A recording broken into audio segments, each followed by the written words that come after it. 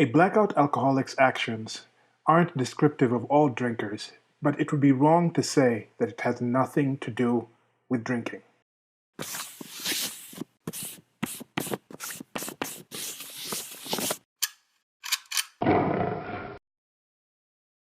So some of the videos on my channel are pretty long, and some of the things I talk about are on a longer basis, but I'm going to try to keep these short, and they're based off of these statuses on Facebook and even Twitter and things like that. There is something positive about or challenging about those limited characters. It kind of makes you kind of think, okay, how can I put this idea into a smaller little bite-sized thing and then expand on it a bit. So I'm going to be expanding on those a bit here on these, so try to keep them under 3 minutes. With this one, it's pretty much based off of the whole situation when somebody who believes a certain thing commits a certain crime or commits a certain negative thing, and then the other people who believe that thing ostensibly come out and say, well, that had nothing to do with that. You know, that's not about that. That belief system that we have, that we share together, would not allow someone to do that. So it goes a bit with the no true Scotsman fallacy in that kind of situation. And I look at it in this way. If you drink, you are drinking alcohol. Most people who drink, the vast majority of people who do drink alcohol, don't go out and do absurd things. On your day-to-day drinker, you're just going to go out, you're going to drink, you're going to get intoxicated, it's going to change the way you think. That is the definition of what being drunk is. It changes the way you react to things, the way you speak, it lowers your inhibitions, it changes your thinking process, or your decision-making process isn't the same while you're sober as when you're drunk. This is a thing. That's why you're getting intoxicated. Otherwise, you just stay sober. You are going in there to have a mind-altering experience.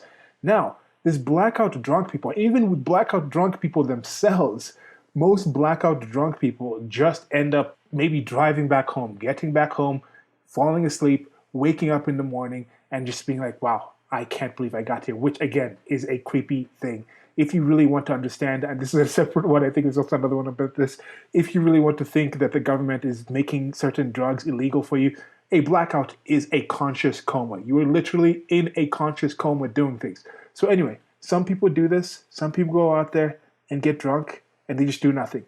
Other people get drunk and do horrific things, hurt people in ways that are just horrible, that they literally cannot remember because they were not there mentally when they were doing this. But that still has something to do with alcohol. When those people are doing those actions, you can still say that person in part did this because they were drinking. Now, it's not just because of the drinking, because not everybody who drinks is going to do that thing. But if I came and told you, yes, that person who got blackout drunk and got in his car and drove down the road and plowed through the 3 people on the side of the road, that had nothing to do with drinking. That was just him being a bad driver. That was just him slipping on the road and turning into the people. That's just because he was going around a dark turn and the brakes weren't okay on this car. No, all those things might be involved. But to try and claim that it had nothing to do with alcohol on that stage is ridiculous. So if somebody believes a certain thing, and within that belief system, it allows them to do some certain things, and most people under that belief system don't do that certain thing, it doesn't mean that that negative action by that one fractional person of that bigger group is doing it without any actual relation to that religion. Especially in the cases when that person literally says that they did that because of that religion, and then people still come in and say it has nothing to do with the religion.